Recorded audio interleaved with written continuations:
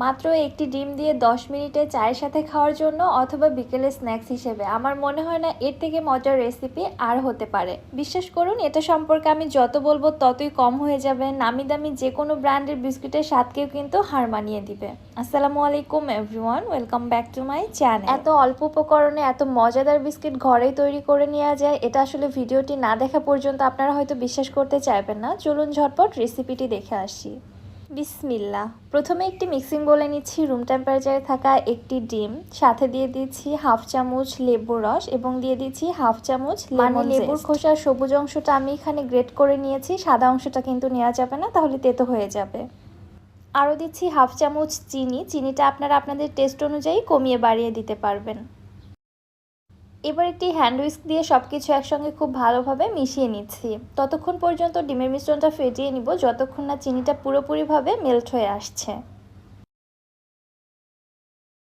এই পর্যায়ে চিনিটা খুব ভালোভাবে মেল্ট হয়ে গেছে, আমি চেক করে নিয়েছি।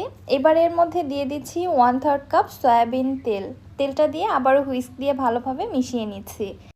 প্রথমে কিন্তু এই মিশ্রণটা পাতলা থাকবে, তবে তেল দিয়ে মিশিয়ে নেওয়ার পরে দেখতে পারবেন মিশ্রণটা আগের থেকে অনেকটাই ভারী বা ঘন হয়ে এসেছে, যেমনটা আপনারা স্ক্রিনে দেখতে পাচ্ছেন।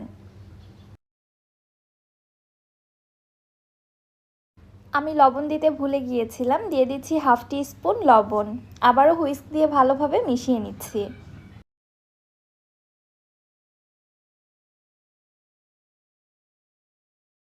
মিশিয়ে নেওয়ার পরে এবারে দিয়ে দিচ্ছি 1 কাপ ময়দা, 3 টেবিল চামচ গুঁড়া দুধ। গুঁড়া দুধটা অবশ্যই দেওয়ার চেষ্টা করবেন। 1 চামচ বেকিং পাউডার এবং হাফ চামচ বেকিং সোডা। এবারে হাতের সাহায্যে সব কিছু একসঙ্গে খুব ভালোভাবে মেখে নিচ্ছি। আচ্ছা, আমি এখানে ময়দা দিয়ে আজকের বিস্কিটটা তৈরি করছি, আপনারা চাইলে ময়দার পরিবর্তে আটা দিয়েও তৈরি করতে পারেন। আমি প্রথমে 1 কাপ ময়দা দিয়েছি, 1 কাপ ময়দা এখানে কম হয়ে গেছে, দেখতেই পাচ্ছেন মিশ্রণটা অনেক বেশি নরম। সো এখানে অল্প অল্প করে আরও সামান্য কিছু করে ময়দা অ্যাড করে দিতে হবে। আমি প্রায় আবারও হাফ কাপের মতো ময়দা এখানে অ্যাড করে দিচ্ছি এবং আবারও ভালোভাবে মেখে নিচ্ছি। এই ডোটা কিন্তু নরম হবে না, অনেকটাই শক্ত টাইপের ডো তৈরি করে নিতে হবে, যেন বিস্কিটের শেপগুলো ইজিলি দেওয়া যায়, মিশ্রণটা যেন গলে না যায়, ঠিক এইভাবেই তৈরি করে নিতে হবে। দেখতেই পাচ্ছেন আমার এখানে প্রায় শক্ত টাইপের একটা ডো তৈরি করা হয়ে গেছে। আপনারা অল্প অল্প করে ময়দা অ্যাড করে দিয়ে ঠিক এরকম শক্ত টাইপের একটি ডো তৈরি করে নেবেন। আমি একটু আপনাদের বুঝিয়ে দিচ্ছি ময়দার থিকনেসটা ঠিক কেমন, আশা করছি আপনারা বুঝতে পেরেছেন। হাতটা খুব ভালোভাবে পরিষ্কার করে নিয়ে হাতে সামান্য একটু তেল মেখে নিয়েছি। এবার একটি চামচের সাহায্যে আমি পরিমাণ মতো লেচি কেটে নিয়ে এখান থেকে বিস্কুটগুলো তৈরি করে নিচ্ছি। চামচের সাহায্যে এভাবে কেটে নিলে সবগুলো বিস্কুটের সাইজ কিন্তু একই মাপের হবে। ডোটা ফার্স্টে হাতের মধ্যে গড়িয়ে এইভাবে চেপে একটু চ্যাপটা করে নিয়েছি। আপনারা কিন্তু আপনাদের ইচ্ছে মতো সাইজটা ছোট বড় করে নিতে পারেন।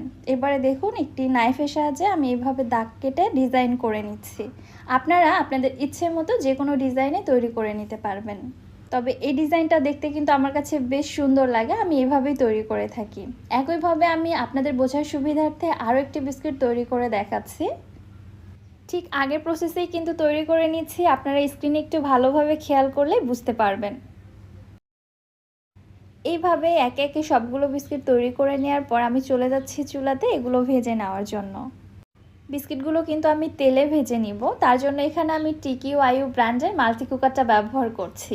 যারা আমার রেগুলার ভিডিও দেখেন তারা তো অবশ্যই জানেন আমি এই মাল্টি কুকারে রান্না করতে কত বেশি পছন্দ করি। তেলের মধ্যে বিস্কিটগুলোকে ছেড়ে দিয়ে উল্টে পাল্টে ভেজে নিব, একেবারে বেশি পরিমাণে না দিয়ে অল্প করেই দিয়ে দিব, কারণ বিস্কিটগুলো ফুলে কিন্তু অনেকটাই বড় হয়ে যাবে, পরবর্তীতে স্পেস নিয়ে নিবে। বিস্কিটগুলো যখন ফুলে উঠে এক পাশ থেকে কালার চলে আসবে ওই পর্যায়ে এগুলোকে উল্টে পাল্টে দিচ্ছি। এইভাবেই উল্টে পাল্টে সুন্দর একটা কালার আসা পর্যন্ত ভেজে নিব, এরপরে এগুলোকে আমি তেল ঝরিয়ে উঠিয়ে নিচ্ছি। মাশাআল্লাহ, দেখতে পাচ্ছেন মাল্টি কুকারে বিস্কিটগুলো কত সুন্দরভাবে ভেজে নেওয়া গেল। আপনিও যদি মাল্টি কুকারটি অর্ডার করতে চান আমি ক্যাপশনে পেজটি মেনশন করে দিয়েছি, অর্ডার করে নিতে পারেন। মাশাআল্লাহ মাশাআল্লাহ, বিস্কিটগুলো জাস্ট দেখুন কত বেশি লোভনীয় হয়েছে। তৈরি করা কি আপনাদের কাছে খুব বেশি কঠিন মনে হয়েছে? একদমই না। মাত্র 10 মিনিট হাতে সময় থাকলে আপনারা কিন্তু এই বিস্কিটগুলো ঝটপট তৈরি করে নিতে পারবেন। দেখেই তো বুঝতে পারছেন বিস্কুটগুলো খেতে কত বেশি মজা হবে। তবে টেস্ট যেহেতু আমি আপনাদের বোঝাতে পারছি না, সো অবশ্যই বাসায় ট্রাই করে আপনারা টেস্টটা বুঝে নেবেন। একবার বানিয়ে খাওয়ার পর এর স্বাদ তো আপনি কখনোই ভুলতে পারবেন না। আর আমার তো মনে হয় একবারের স্বাদ পেয়ে গেলে আপনি জাস্ট একদিন না প্রতিদিনই এই বিস্কিটটা বানাতে চাইবেন। বাহির থেকে কেনা নামি দামি ব্র্যান্ডের বিস্কিটও কিন্তু আপনার কাছে আর খেতে ভালো লাগবে না। রেসিপিটা আপনাদের কাছে কেমন লাগলো অবশ্যই আমাকে কমেন্ট করে জানাবেন। ভিডিও ভালো লাগলে যারা আমার ইউটিউব চ্যানেল থেকে ভিডিওটি দেখছেন চ্যানেলটি সাবস্ক্রাইব করে দিবেন, এবং যারা ফেসবুক পেজ থেকে দেখছেন পেজটিতে একটি ফলো দিয়ে দিবেন। আজকের মতো বিদায় নিচ্ছি। আল্লাহ হাফেজ।